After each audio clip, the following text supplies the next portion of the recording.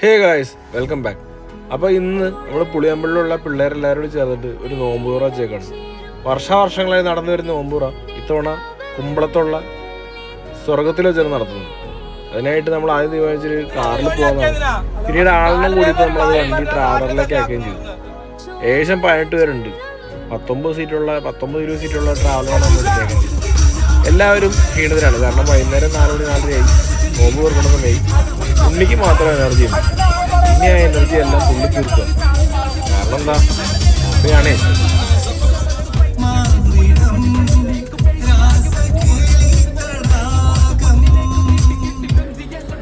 അങ്ങനെ ഞങ്ങൾ കൃത്യസമയത്ത് തന്നെ കുമ്പളത്തെത്തിയിട്ടാണ്.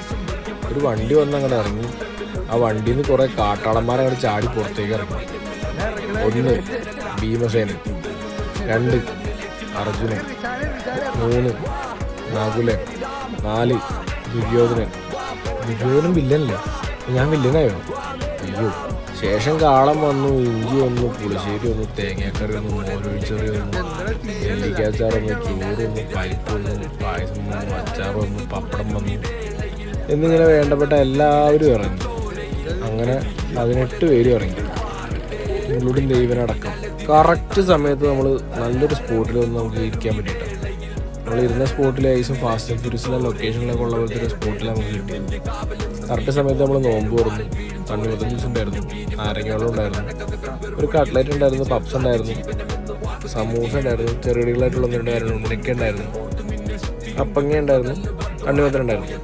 പിന്നീട് അവിടെ ഇരുന്ന ബൊഫേ എന്ന് പറഞ്ഞത് ഒരു ഗംഭീര ബൊഫയാണ് അറേഞ്ച് ചെയ്തിരുന്നത്.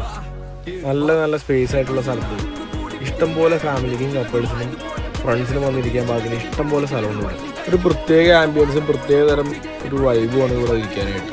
ഇതിനെല്ലാം പുറമെ നിസ്കാരത്തിന് ശേഷമുള്ള നോമ്പ് തുറക്കായിട്ടുള്ള ഒരു പ്രത്യേക സ്ഥല സജ്ജീകരണങ്ങളും ഇവിടെ ഒരുക്കിയിട്ടുണ്ട്. പെർ പ്ലേറ്റ് ബൊഫയ്ക്ക് 590 പ്ലസ് GST ആണെങ്കിൽ നമുക്ക് അത്യാവശ്യമല്ല നല്ല രീതിയിൽ കഴിക്കാനുള്ള ഫുഡുണ്ട്. ബാക്കി വന്നാലേ ഉള്ളൂ. ഇവരുടെ ആംബിയൻസ് ഒന്നിനൊന്നും മെച്ചമായിരുന്നു കേട്ടോ. ഓരോ സ്പോട്ട് മാറി ഇരിക്കുമ്പോഴും നമുക്കൊരു പ്രത്യേക തരം അനുഭവമാണ് തന്നിരുന്നത്. നമ്മളങ്ങനെ ഭക്ഷണം കഴിക്കാനുള്ള പ്ലാനിൽ വന്ന് അവരുടെ പ്രോപ്പറായിട്ടുള്ള സ്ഥലത്തൊക്കെ വന്നിരുന്ന് അവരുടെ ബൊഫേ ഒന്ന് ഓടിച്ച് നോക്കി. എന്തോരം ഡിഷസാണെന്ന് അറിയും, എന്തോരം ഭക്ഷണ സാധനങ്ങൾ. ഇതിൽ ഞാൻ കഴിക്കാനെടുത്ത സമയത്ത് പാൽക്കപ്പയും ബീഫും എടുത്തിരുന്നു, അതുപോലെ ഇവരുടെ തേങ്ങാച്ചോറ് എടുത്തിരുന്നു, പിന്നെ ഇവരുടെ നാടൻ കോഴിക്കറിയും സ്വർഗത്തിലെ കോഴിയിറച്ചിയും ഒന്നും പരീക്ഷിക്കേണ്ട ഐറ്റം തന്നെയാണ്. ചെറിയൊരു പനി അടിച്ചിട്ടുണ്ട്, അത് കാരണം ഡബ്ബിങ് അത്ര പ്രോപ്പറല്ലാന്ന് എനിക്കറിയാം. ഞാൻ വീഡിയോ എടുത്ത സമയത്ത് എൻ്റെ 100% കൊടുത്തിരുന്നെങ്കിലും എനിക്ക് ചെറിയ പനി അടിച്ചുകൊണ്ടാണ് ഇപ്പോൾ ഉള്ള ഈ ഒരു ഡബ്ബിങ്ങിൽ വന്നൊരു അപാകത. അതെനിക്ക് അറിയാൻ പറ്റുന്നുണ്ട്. പക്ഷേ എനിക്കിത് ഈ സമയത്ത് തന്നെ വീഡിയോ അപ്ലോഡ് ചെയ്യുന്നുണ്ടായിരുന്നു. അതുകൊണ്ട് നിങ്ങളെല്ലാവരും ഒന്ന് ക്ഷമിക്കുക, ഒന്ന് സപ്പോർട്ട് ചെയ്യുക. ഭക്ഷണം കഴിച്ചുകൊണ്ടിരിക്കുമ്പോൾ ചെറിയൊരു കോമ്പറ്റീഷൻ തന്നെ അവിടെ നടന്നു.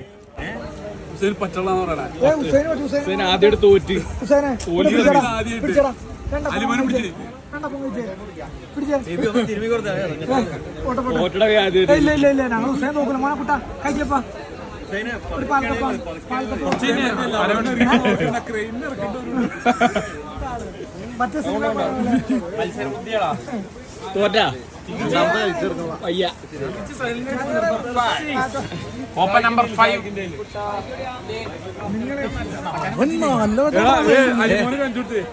നമ്മൾ ഈ പരിപാടി എത്തിയിട്ടില്ല. ഏറ്റവും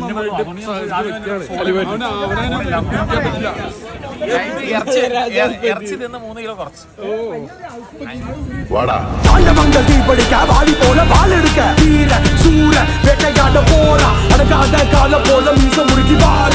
முன்ன நின்னாலே கமனுக்கும் கொலை நடக்கும். இவன் பேரை சொன்னாலே சிவனுக்கும் பரபரக்கும். இவனாலே கெட்டதுக்கும் ஆளுக்கும் எக்கத்தக்கும். எங்க வாழ்க்கை அவர்தான் ஆக அவர் பக்கம்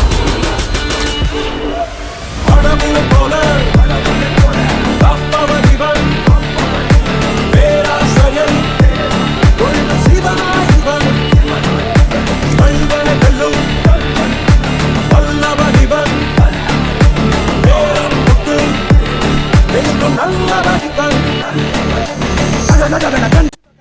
അവിടുത്തെ ഭക്ഷണത്തിൻ്റെ പ്രധാന പരിപാടികളെല്ലാം കഴിഞ്ഞ ശേഷം ഞങ്ങൾ നേരെ ക്യൂൻസ് വേയിലേക്ക് വന്നു. കുറച്ച് നേരം നടക്കുകയായിരുന്നു പ്രധാന ലക്ഷ്യം. കാരണം തിന്നത് ഒന്ന് ദഹിപ്പിക്കണമല്ലോ. അങ്ങനെ നടന്ന് മറൈൻ ഡ്രൈവിലെത്തി. എന്താണെന്നറിയാമോ? കാവൽ ദൈവം ആരുമില്ല.